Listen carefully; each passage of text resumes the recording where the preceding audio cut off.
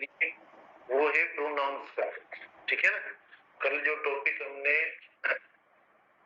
GT 3 के लिए शुरू किया है उसका नाम है प्रोनाउंस। ठीक है, प्रोनाउंस का हमने टॉपिक शुरू किया है। प्रोनाउन वाले टॉपिक में हमने फर्स्ट एरिया लिया। कल पहले आपको एक हमने टेबल बनाया, इसमें आपने कॉलम्स देखे, 4 कॉलम्स थे इसमें भी, जैसे नेशनलिटी वाले अल्फाज थे ना, सिमिलरली हमने प्रोनाउंस का जो टेबल बनाया उसमें एक सब्जेक्ट का रखा, दूसरा ऑब्जेक्ट का रखा, तीसरा पॉसेसिव का, चौथा रिफ्लेक्सिव का रखा, 4 रखा, 4 रखे थे हमने एरियाज। तो सबसे पहले देखो जो हमने यानी इन चारों में से जो चूज किया, मतलब कल, वो था सब्जेक्टिव वर्ड्स का यूज, मतलब सब्जेक्टिव जो वर्ड्स हैं उनका यूज, जिसको सब्जेक्टिव केस कहा जाता है। अब जो सब्जेक्टिव केस कल हम पढ़ रहे थे, तो सब्जेक्ट की जब हम बात करते हैं तो उसका मतलब ये नहीं है कि सिर्फ हम प्रोनाउंस इस्तेमाल करेंगे। अगर नाउन सब्जेक्ट आ जाए उधर, मतलब प्रोनाउन वाली टेस्ट में अगर नाउन आ जाए सब्जेक्ट के तौर पर सेंटेंस में, तो वो एरर हो जाएगी, वो गलत हो जाएगा। ऐसा नहीं है, नाउन भी आ सकता है। ठीक है, क्योंकि सब्जेक्ट में कौन से पार्ट्स ऑफ स्पीच इस्तेमाल होते हैं, नाउन और प्रोनाउन। तो ये नहीं है कि मतलब नाउन पे जो वो पाबंदी है, या नाउन पे जो वो हम जो एग्जांपल्स या जो प्रैक्टिस करेंगे या जो टेस्ट होगी उसमें नाउन पे हम वेन है, और सब प्रोनाउंस वाले जो वर्ड है सब्जेक्टिव, यानी जैसे फर्स्ट पर्सन ये होगा हम ये लिखेंगे, या सेकंड पर्सन हम ये लिखेंगे।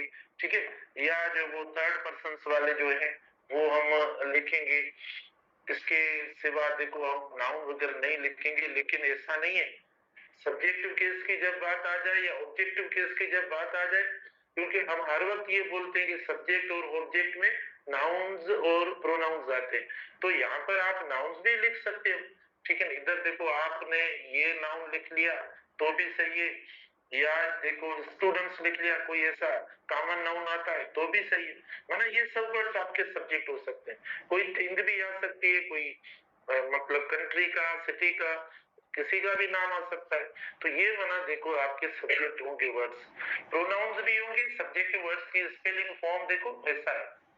अब इनमें हमने नाम इनके साथ जो वो ऑब्जेक्ट वाले वर्ड्स लिखे, ना हमने पॉजिटिव वाले लिखे, ना हमने रिफ्लेक्सिव वाले लिखे, ये हमने लिखे।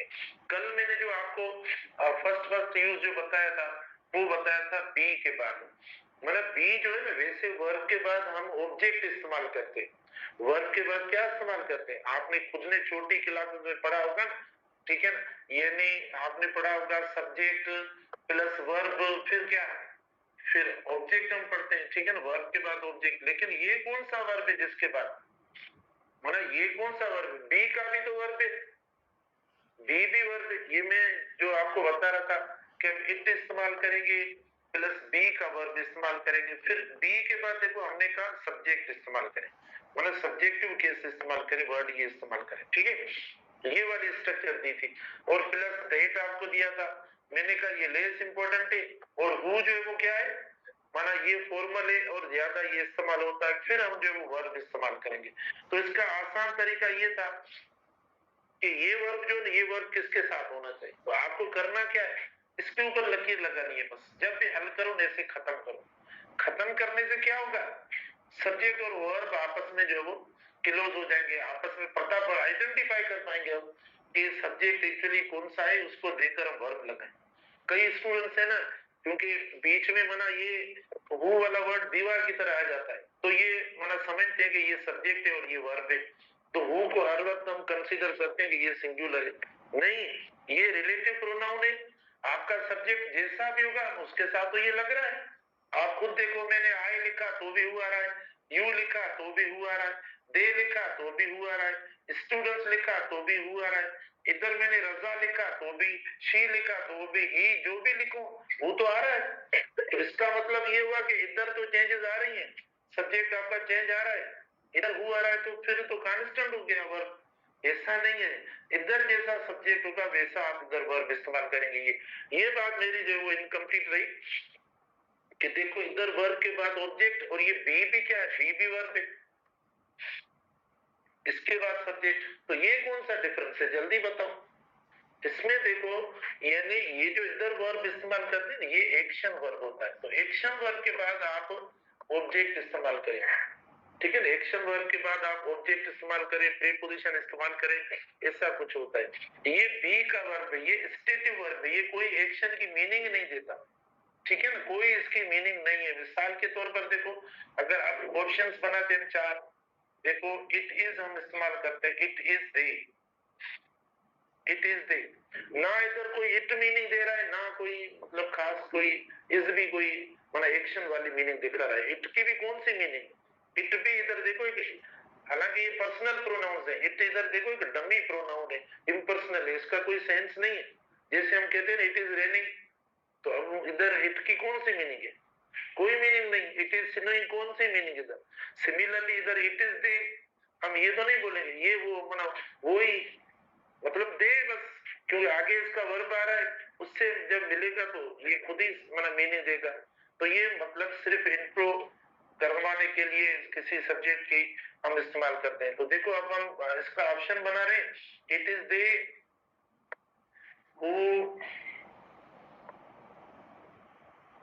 Who speak, A option, B option देखना इट इज देम, बस ये ऑप्शंस आते हैं और कुछ भी नहीं है।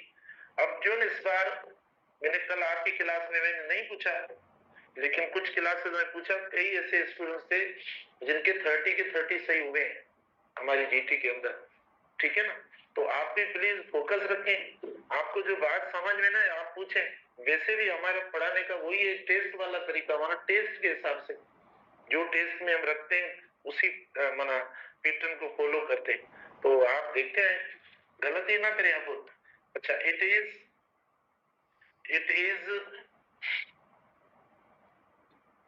themselves, देखो who speak, ये बस सी ऑप्शन और डी ऑप्शन देखो सेम हम इस्तेमाल करते हैं। अच्छा ये हो गया, मतलब इसमें एक आ गया। तो अब आप क्या करें, जैसे मैंने कहा हल करने का तरीका ये, मतलब हल करने का तरीका ये, काफी खराब नहीं होगी, कोई मसला नहीं, जो होगा टेस्ट वाली कापी उसके ऊपर लकीर लगा देना। आपने लगा दी लकीर वो के ऊपर, आपको सामने क्या आ गया, अब इधर आया वर्ब और क्या आया फिर ये है सब्जेक्ट। अब सब्जेक्ट और वर्ब देखो कौन सा लगना चाहिए, इसमें मुझे बताओ, ये सब्जेक्ट वर्ड है, ये सब्जेक्ट में नहीं है। टेबल में आपने देखा ये क्या क्या वर्ड है, ये एक ऑब्जेक्ट है, ये रिफ्लेक्सिव है, ये सब्जेक्ट, ठीक है ना। अरे ठीक है, तो अब मुझे बताओ कौन सा राइट ऑप्शन है। ये देखो सही है, ये देखो सही है। अच्छा कभी देखो मिक्स में भी ऑप्शन आता है, मिक्स में कैसे बना, इस तरीके से इट इज ही और हु स्पीक्स, ठीक है ना, बस हम प्रैक्टिस कर रहे हैं। दूसरा इस तरीके से आता है, इट इज आई हु, ये सेम आ गया। इट इज यू, देखो माना मुख्तलिफ जो है ना सब्जेक्ट्स वो साथ लगाते हैं, ये दे दिया। उसके बाद देखो इट इज दे, ये दे दिया। तो बताओ अब कौन सा सही, देखो it is he who speaks, it is I who speaks, it is you who speaks, तो कौन सा ऑप्शन है, देखो ये सही हुआ, क्योंकि इसके साथ एस वाला वर्ब नहीं लगाते, इसके साथ भी सिंगुलर नहीं लगाते, सिंगुलर नहीं, ये सिंगुलर वर्ब सिर्फ इसके साथ लगता है। देखो इसको हटा, ही स्पीक्स, तो ये हो गया। तो कल हमने ये पॉइंट पढ़ी थी, आपको ये समझाया, इसमें मैंने आपको कहा सिंगुलर प्लूरल नाउन्स भी आप लगा सकते हैं। जब आप प्लूरल नाउन लगा रहे हो, सॉरी प्रोनाउन लगा रहे हो, तो आप मतलब स्टूडेंट्स का प्रोनाउन क्या होगा, प्रोनाउन क्या होगा, दे होगा, ठीक है। जब दे प्लूरल हुआ तो स्टूडेंट्स या कोई और भी प्लूरल नाउन लगा सकते हैं। तो इट इज सिर्फ ये इंट्रो करने के लिए आता है, एक्चुअली इनका वर्ब ये पीछे वाला नहीं है, ये वर्ब इनका आगे वाला है, फिर जैसा ये सब्जेक्ट होगा वैसा हम इस्तेमाल करेंगे, ठीक है। ये पहला यूज कल भी हमने पढ़ा था। अब हम आते हैं इनके सेकंड यूज पे। देखो इनका सेकंड यूज है जो सब्जेक्टिव प्रोनाउंस का, वो ये कि ये वर्ब से पहले इस्तेमाल होते हैं, वर्ब से पहले। अभी इधर भी हमने काफी इसमें भी सीख लिया, लेकिन थोड़ा सा हमारा मुख्तलिफ जो टेबल वाले अल्फाज है ना वो मिक्स करके हम पढ़ते हैं।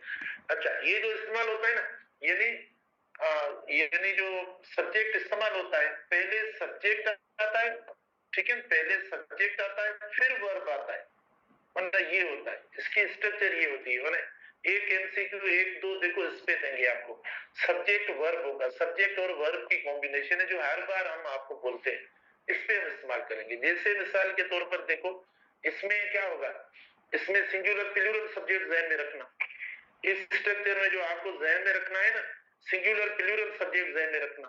मिसाल के तौर पर दो सब्जेक्ट्स आ सकते हैं, देखो मतलब इसमें इसमें एंड का भी मामला हो सकता है या ओ आर का भी हो सकता है, मतलब ऐसा कोई कंजंक्शन आ सकता है, फिर हमें उस हिसाब से चलना पड़ेगा, ठीक है, कि हम सिंगुलर रखें, उस जहन में प्लूरल रखें, क्या रखें। जैसे मिसाल के तौर पर हम आपको दे रहे, इधर देखो, ही एंड मी, देखो, always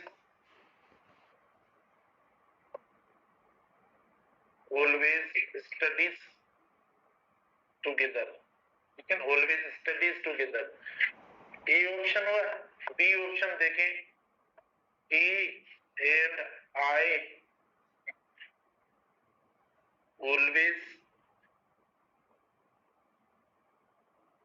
always studies together। C option हुआ, me and he always study together, ठीक है। डी ऑप्शन देखें, myself and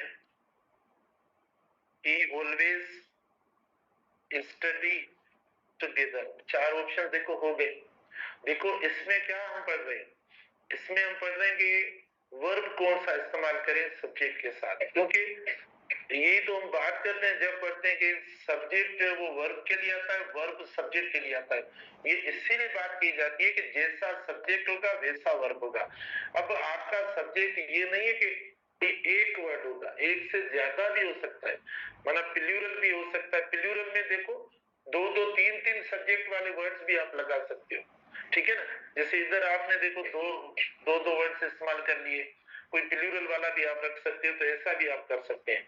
तो मुझे आप में से कौन बताएगा, ये मैं लिख लूं, ये ए लिखा, ये बी लिखा, सी लिखा और डी लिखा, बताएंगे कौन कहेगा कि ए ऑप्शन इसमें से कितना बेसिक है। देखो आपसे मिस हो जाता है टेस्ट के प्रेशर में, या टेस्ट में ये होता है आप जहन में रखते हो कि पता नहीं उसकी मार्क्स, माना आपके जहन में माना कुछ और होता है, आप खुद नहीं होते। तो जब आप खुद को भूल के टेस्ट करेंगे, या टेस्ट घर से निकलने से टेस्ट देने के लिए, या टेस्ट से पहले हमारे जहन में ये ख्याल आता है मर गए टेस्ट है आज, तो जो मर के वो टेस्ट आकर देता है एम्बुलेंस में आकर एकदम, तो वो टेस्ट क्या देगा या उसकी टेस्ट कैसी होगी। कभी भी अपने, ये आपका मकसद है जिंदगी का, आपको कुछ ना कुछ हासिल करना है या नहीं। देखो ये हम आपके सामने, देखो अपना कामयाब तरीन लोग आपके सामने, तो उन्होंने भी कुछ मेहनत करके इधर जो वो इस प्लेटफॉर्म पे, इस स्टेज पे आपके सामने देखो हजारों लोगों के सामने डिलीवर कर रहे हैं। तो ये भी मेहनत करके हम आए ना, ऐसा तो नहीं है, मेहनत से ही आपको मिलेगा। अगर जिस चीज से हमें कुछ मिले उससे हम डरेंगे तो क्या मिलेगा हमें। जिस चीज से हमें परेशानी हो, जिस चीज से हमें माना तकलीफ हो, जिस चीज को हम दीवार समझे, ये जो मेहनत है, ये तकलीफ है, ये ना होनी चाहिए, नहीं होनी चाहिए, तो कुछ नहीं मिलेगा। तो जिस जो चीज आपको माना कुछ दे, उससे तो इंसान को और ज्यादा जो है ना, मतलब एक अटैचमेंट होनी चाहिए, उसको शौक से जो है वो करना चाहिए, परफॉर्म करना चाहिए। ये मेहनत ही है जिसकी वजह से हम दुनिया के मोतबर इंसान बन सकते हैं, अच्छे इंसान बन सकते हैं, माशरे में हमारी एक बहुत बड़ी इज्जत होगी, कम्युनिटी में हमारी बहुत बड़ी इज्जत होगी, ठीक है ना। जिधर जिधर हमारा सर्किल होगा वहां पर हम एक बहुत बड़े अच्छे इंसान बनेंगे। तो ये सिर्फ हम मेहनत से बनेंगे। तो मेहनत इज्जत का नाम है, जो इंसान मेहनत करता है उसकी इज्जत होती है। मेहनत इबादत का नाम है, जो इंसान मेहनत करता है वो एक इबादत गुजार बन जाता है। मेहनत एक नेक इंसान का काम है, परहेजगार इंसान का काम है, क्योंकि हम अपने काम में लगे हुए। अब हम पढ़ा रहे हैं, मुझे बताओ हम किसकी गिबत करते हैं, किसके लिए बुरा सोचते हैं, किसके लिए जो वो इसकी बात करते हैं, कुछ भी नहीं, हम अपने काम से। तो ये मेहनत में जो इंसान लगा रहता है वो माना किसी की जो है ना नहीं एनिमिटी करता है, ना किसी के लिए बुरा सोचता है, कुछ भी नहीं। तो ये काम इसीलिए इबादत बन जाता है। तो ऐसे अच्छे कामों को हम देखकर जब हम आए कि टेस्ट देनी है, ये हो गया, मर गए, सर आ गए, मर गए, मेरी ये तीसरी क्लास से मर गए, माना 4 टीचर्स क्लास लें और 4 टीचर्स को देखते हुए हम बोले मर गए मर गए, चारों टीचर से पहले, उनके आने से पहले। ऐसा नहीं है हम भी आपके साथ हो जाए फिर माना मर गए तो माना टीचर भी नहीं। मैं कहता हूँ हम बाहर आप अंदर बोलते हो जब क्लास में होते। तो ये नहीं होना चाहिए, हमें शौक होना चाहिए। वाह जबरदस्त, आज पढ़ रहे हैं, ठीक है, आज हमने ये सीखा। हम रोजाना सफर करते हैं माना SUFF, एक तो सफर चल के आते, दूसरा ये कि सफर SUFF यार, बस परेशान, ये वो पता नहीं क्या होगा, कुछ नहीं होगा, मेहनत करो सब कुछ अच्छा होगा, ठीक है ना, अच्छा ही होगा। आप इतना वक्त गुजार के आए, देखो पता भी नहीं पड़ा, तो इसका भी पता ही नहीं पड़ेगा। अच्छा ये कि हम पढ़ें सीखें और फिर अपने मुकद्दर को छोड़ दें मेहनत के बाद अल्लाह पाक के ऊपर, जो अच्छा होगा आपको मिलेगा। ये नहीं है कि मेडिकल जो अल्लाह आपके लिए सोचेगा बेहतर वही मिलेगा, ठीक है ना। आप भले कुछ भी सोचे, जो वो सोचेगा, जो हमारे लिए देखो अल्लाह पाक ने क्या चूज किया, बोला भाई मैं इंग्लिश पढ़ाऊं, बहुत अच्छा है, बस देखो पढ़ा है, खुश है वो। देखो कभी मैंने ये कहा मर गए, क्लास लेनी है, कौन पढ़ा है, आज बैठते हैं, आज ये करते हैं, वो नहीं, काम है। चलो, तो बहरहाल ये हो गए हमारे 5 ऑप्शन, ठीक है। अब इसमें से आपने कोई ना कोई मना गलत भी जो भी वर्णन कर लिया होगा। अच्छा बताओ इनमें कौन कहता है ए ऑप्शन सही है? शाबाश, साहब में से कौन कहता है ए ऑप्शन सही है, कौन कहता है बी सही है, कौन कहता है सी सही, कौन कहता है डी सही है? अच्छा ठीक है, तो आप देखो इसमें इसने माना ये प्रॉब्लम इसने किया, लेकिन अगर मैं वर्ब इधर प्लूरल लगाऊं तो सही हो जाएगा या नहीं? माना मिसाल के तौर पर ये भी वर्ब पड़ा है, अगर आपको लग रहा है कि वर्ब सिंगुलर लिखा है मैंने, तो अगर ऐसा लिखूं तो नहीं। बेटा देखो वर्ब से पहले यही बात होती है, वर्ब से पहले सब्जेक्ट का एरिया है, ये सब्जेक्ट की एरिया है, देखो ये सब्जेक्ट की पोजीशन है, ठीक है ना, ये सीटिंग अरेंजमेंट के तहत चलते हैं सारे। तो ये देखो ये जो प्लेस है या ये जो जगह है ये सब्जेक्ट की जगह है, तो हमने क्या लगाया, अगर ऑब्जेक्ट लगाया गलत हो गया। अच्छा ये हमारा सही हुआ, ये सब्जेक्ट हुआ, ये भी सब्जेक्ट हुआ, चलो। लेकिन देखो 2 हो गए, वर्ब हमारा क्या हो गया, वर्ब सिंगुलर हुआ, ये गलती हो गई। इधर देखो फिर हमने ये गलत कर दिया, ऑब्जेक्ट लगा लिया, गलत हो गया। इधर देखो हमने यानी रिफ्लेक्सिव प्रोनाउन लगा दिया, गलत हो गया, ठीक है। तो मतलब हमने सब्जेक्ट लगाया नहीं, तो हम ई ऑप्शन बना लेते हैं, यानी ई एंड बाय ऑलवेज। और वर्ब देखो प्लूरल होगा, क्योंकि एक बात ध्यान में रखें, जब एंड लगता है ना एंड, तो एंड जो है 2 को शो करता है, एंड माना प्लूरल होता है, मतलब 2 हो जाते हैं। तो ये 2 हो गए, 2 माना प्लूरल हो गए, तो हमने देखो प्लूरल वर्ब इस्तेमाल कर लिया इस तरीके से। यानी एक सब्जेक्ट का आपका यूज इस तरीके से होगा। इसमें आप बोलेंगे सर क्या पढ़ा हमने, पता तो नहीं पढ़ा। देखो बेटा मैं इस सेंटेंस में आपको सब्जेक्ट के साथ मुख्तलिफ जो हमने टेबल बनाई ना, उसमें जो मुख्तलिफ वर्ड है वो हम रखेंगे, यानी ऑब्जेक्टिव वाला वर्ड रखेंगे, या रिफ्लेक्सिव वाला वर्ड रखेंगे, या पॉजिटिव वाला वर्ड रखेंगे, या इधर जो होगा इसमें देखो इसमें जो सब्जेक्ट वर्ब है, इसमें वर्ब यानी जो वो प्लूरल लग रहा होगा तो सिंगुलर लगाएंगे क्या, कुछ मतलब इस तरीके से देंगे, या वर्ब मिसिंग होगा, कुछ ऐसी बात होगी वो हम देखेंगे। इसमें सब्जेक्ट वर्ब में ये होगा, सब्जेक्ट वर्ब में आपका एमसीक्यू क्या होगा, यानी सब्जेक्ट के साथ जो वर्ड सब्जेक्ट में नहीं है वो रखेंगे, एक बात। दूसरी ये कि जो वर्ब उनके साथ नहीं लग रहा होगा वो वर्ब रखेंगे। तो 2 बातें इधर नोट करो, ठीक है ना। इस एमसीक्यू में 2 बातें जो हैं वो होंगी, जो आपने खुद ने देखा कि चारों ऑप्शन गलत हो गए, ई ऑप्शन देखो आपका सही हुआ, क्योंकि ये भी सब्जेक्ट, ये भी सब्जेक्ट और ये भी, और हम कंजंक्शन एंड जो है वो लगा दें। अब आप बोलेंगे सर कंजंक्शन तो आपने हमें दिया है, उसके बाद बी पे हम आते हैं।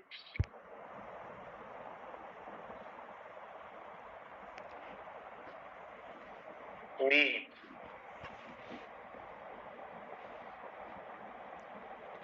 बी ऑप्शन हुआ।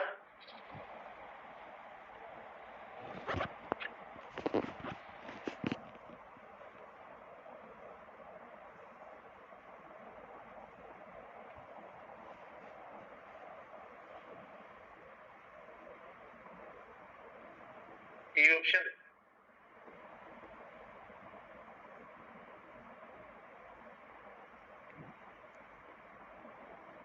तो ये मतलब समझ जाते हैं, अल्फाज लिखे बराबर वाले निशानी, ठीक है। अब देखो कुछ मसला हो तो बोले।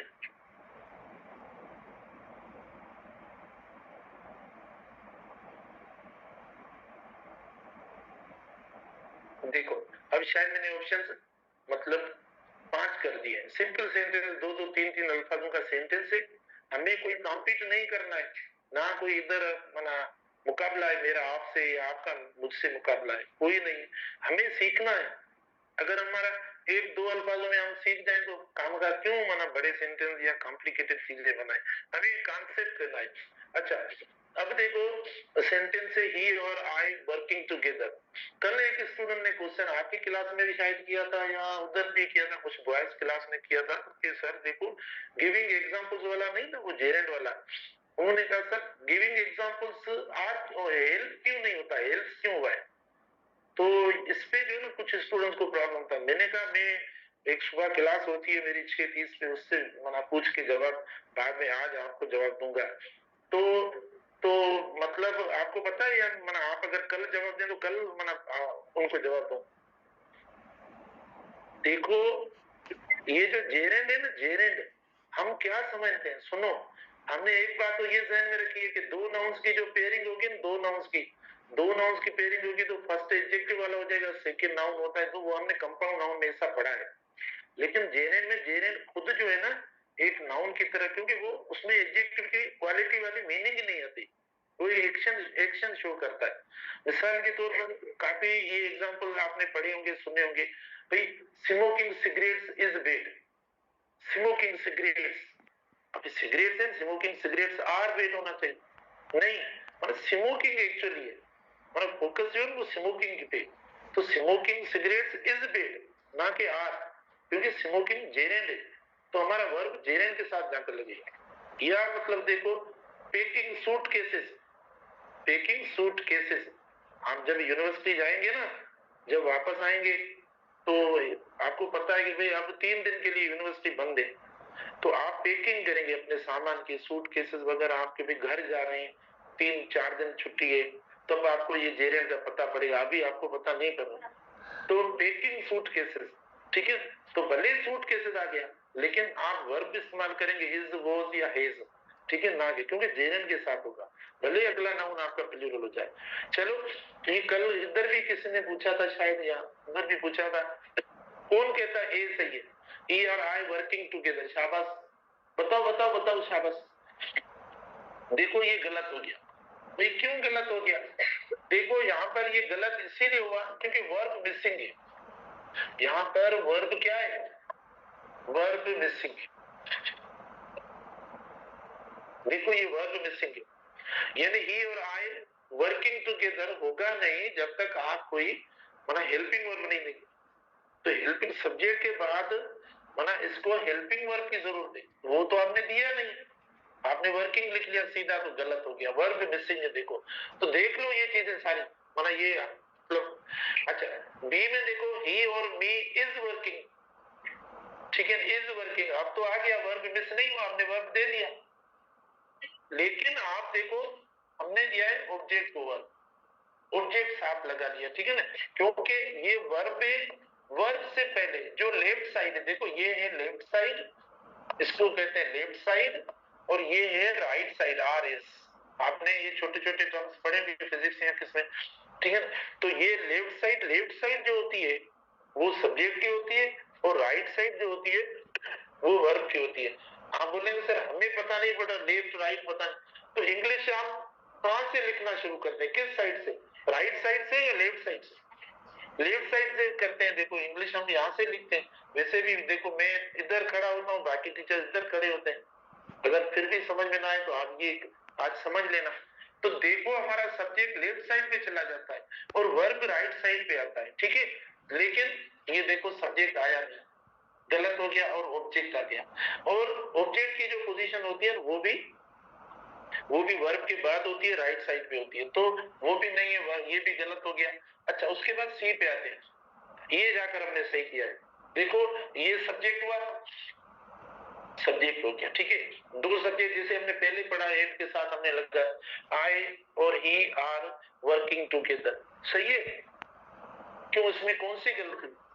हाँ देखो ये भी गलत है, क्योंकि जब ओ आर या नोर, सुनो, जब ओ आर और नोर लगे तो सेकंड जो होगा ना, सेकंड माना जो लास्ट वर्ड होगा, जो लास्ट सब्जेक्ट होगा, आपका वर्ब उसके साथ लगेगा, ठीक है ना। यानी ओ आर या नोर आए तो मतलब आपका सेकंड जो होगा आपको उसके मुताबिक चलना पड़ेगा। आपको याद होगा, आप सब बैठे हैं क्लास के अंदर, तकरीबन कोई कुछ स्टूडेंट छोड़कर जो अभी एंट्री टेस्ट ले रहे हैं, बाकियों को मैंने कोरिलेटिव में इस टॉपिक को अच्छे नमूने से आपको पढ़ाया है। कोरिलेटिव कंजंक्शंस है, उसमें मैंने ये टॉपिक पढ़ाया है आपको। तो देखो इसमें हम इसको देखेंगे तो क्या है, सिंगुलर पढ़ा है हमने, ये लगा लिया, गलत होगा नहीं, ठीक है। वैसे भी तरतीब तो वो फिर बाद में बात करते हैं। डी पे हम आते हैं, चेंज कर दिया हमने आई, तो भी नहीं होगा भाई, कोई एक होगा, एक जो भी सेकंड होगा उसको हम देखकर इस्तेमाल करेंगे। ई ऑप्शन को देखें, ई और आई एम वर्किंग, देखो बताओ, शाबाश, अब तो सही है ना, ये ही और आई एम वर्किंग टुगेदर, सही है, इसके शक है। अब मैंने इतना एक्सप्लेन किया है कि जो सही है उस पे भी आपको शक हो जाता है, तो इतनी एक्सप्लेनेशन मेरे ख्याल में नहीं देनी चाहिए। ये सही है, इसमें कौन सी एरर है, ठीक है ना। ये हुआ आपका एक सब्जेक्ट, ये दूसरा मैंने कहा जो लास्ट होगा उसके साथ वर्ब लगाएंगे, तो आई के साथ एम लगाएंगे, नहीं लगा दिया, वर्किंग ये वगैरह लगा दिया, ये हमने इस्तेमाल कर लिया, तो ये हुआ। अच्छा फिर ये हुआ, उसके बाद देखो कभी ऐसा होता है कि हम साथ साथ पॉजिटिव देना शुरू करते हैं, माना अगर ऐसी स्ट्रक्चर होती है ना जिसमें ओ आर वगैरह होते हैं, तो हम कौन सा, मिसाल के तौर पर मैं दे रहा हूं आपको, इधर देखें, एरर का दे रहा हूं, यू और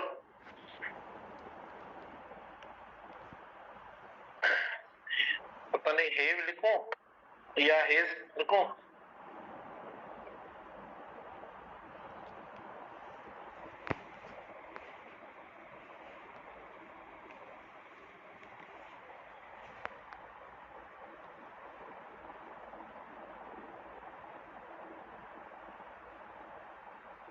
कभी पता क्या है, माना ऐसी स्ट्रक्चर्स में जिसमें ओ आर इस्तेमाल होता है, ओ आर इस्तेमाल होता है ना, तो उन स्ट्रक्चर्स में देखो, माना वर्ब का तो होता है कि वर्ब हम कौन सा लगाएं, लेकिन साथ साथ कोई पॉजिटिव या रिफ्लेक्सिव आ जाता है, तो वो पॉजिटिव या रिफ्लेक्सिव जो हम इस्तेमाल करें वो किसके मुताबिक हम इस्तेमाल करें, मतलब किसको देखकर इस्तेमाल करें,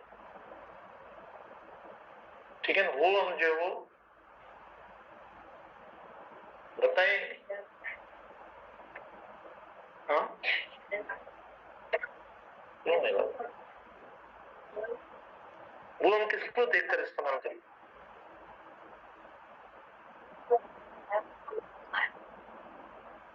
देखो जैसे ये हुआ, यू आर आई हैड या हैज,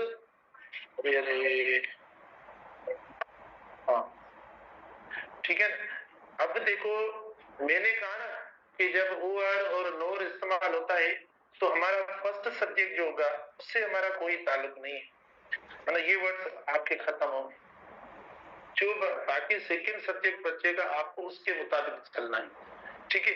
अब आपने आई लगा दिया, ए भी लगा दिया, इसको हटा दिया, बिल्कुल आप ये इस्तेमाल करेंगे क्योंकि आपका सब्जेक्ट ये, तो ये ज़हन में रखो, ठीक है ना, आपको मतलब हाँ। अच्छा देखो बहुत अच्छा क्वेश्चन इन्होंने किया है, पहले इसको खत्म करें, ये क्यों नहीं चल रहा है, इन्होंने बहुत अच्छा क्वेश्चन किया है, इसका जवाब कौन देगा, दो।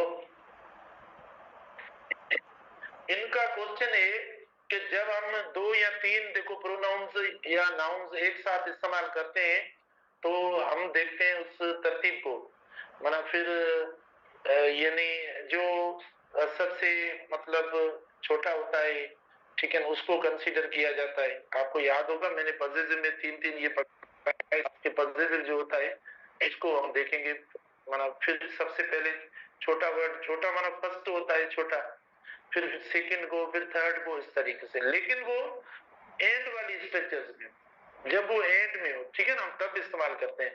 लेकिन अभी क्या है, अभी तो माना एंड वाली बात ही नहीं है। देखो ये तो हमने काट लिए ना, देखो इसीलिए मैंने काट दिए। मैंने कहा ये है नहीं, जैसा जब ओ आर या नॉर आता है, इसका मतलब ये है नहीं, इसका मतलब आपके पास सिर्फ बचा है एक जाकर। तो जब एक ही बचा है तो आप उसके मुताबिक इस्तेमाल करेंगे, ना कि ये तो अभी एक्सक्लूड हो गया, ठीक है ना, ये मतलब एक्सक्लूड हो गया इस स्ट्रक्चर में से। जब स्ट्रक्चर में एक्सक्लूड हो गया तो आपके पास जो बचा ये होगा। समझ में आ रहा है? क्वेश्चन भले करें, अगर आपको कोई बात समझ में नहीं आ रही। अच्छा, नोर भी इसी तरीके से होगा, आप नोर जो है ना इसी तरीके से इस्तेमाल करेंगे। नोर में देखना,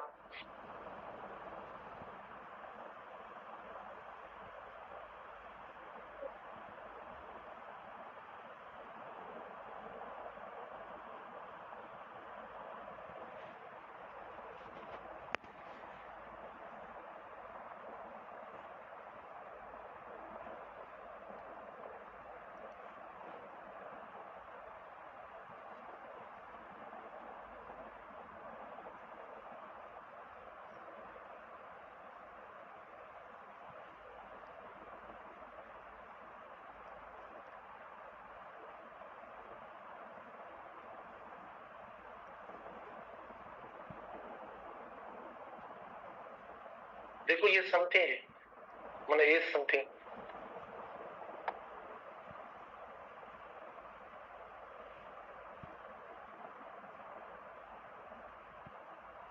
बताओ। Either you or they wants to discuss something with us, ठीक है ना।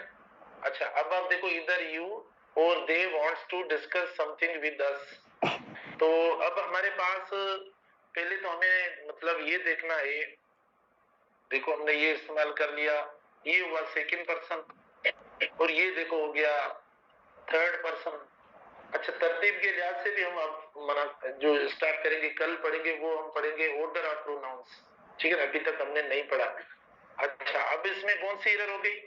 सेम सेम, देखो ये एरर हो गई, वर्ब वाली एरर हो गई, ठीक है ना, वर्ब वाली एरर हो गई। देखो क्योंकि ये आपका प्लूरल सब्जेक्ट है, तो हमें इधर पे क्या देना चाहिए? प्लूरल वर्ब देना चाहिए। लास्ट वाला जैसा होगा वैसा वर्ब आप देंगे। लेकिन एक बात ध्यान में रखो कि हमने जो आइदर और नाइदर नॉर के साथ जो स्ट्रक्चर्स पढ़ी थी कोरिलेटिव कंजंक्शंस के अंदर, उसके मुताबिक ये सेंटेंस माना उसको फॉलो कर रहा है या नहीं कर रहा है। देखो मैंने इधर रखा ये सेंटेंस क्वेश्चन मार्क है, आप याद तो करें, फिर आपने इतना जो भी मैंने आपको पढ़ाया वो तो आपको याद नहीं है। कोरिलेटिव कंजंक्शन है, देखो आइदर और क्या है? कोरिलेटिव कंजंक्शन है। तो आप जो यानी आइदर के साथ इस्तेमाल करें, आइदर के साथ जो इस्तेमाल करें वो ओ आर के साथ भी इस्तेमाल करें तो सही होगा, नहीं तो गलत होगा। तो आइदर के साथ आपने क्या इस्तेमाल किया है, यानी आपने प्रोनाउन इस्तेमाल कर लिया या सब्जेक्टिव केस इस्तेमाल कर लिया। ओ आर के साथ आपने क्या इस्तेमाल किया? सब्जेक्ट प्रोनाउन इस्तेमाल कर लिया। तो ये सही है या गलत है? दोनों एक जैसे वर्ड्स हैं, ठीक है, दोनों एक जैसे मतलब सिमिलर वर्ड्स इस्तेमाल करने चाहिए।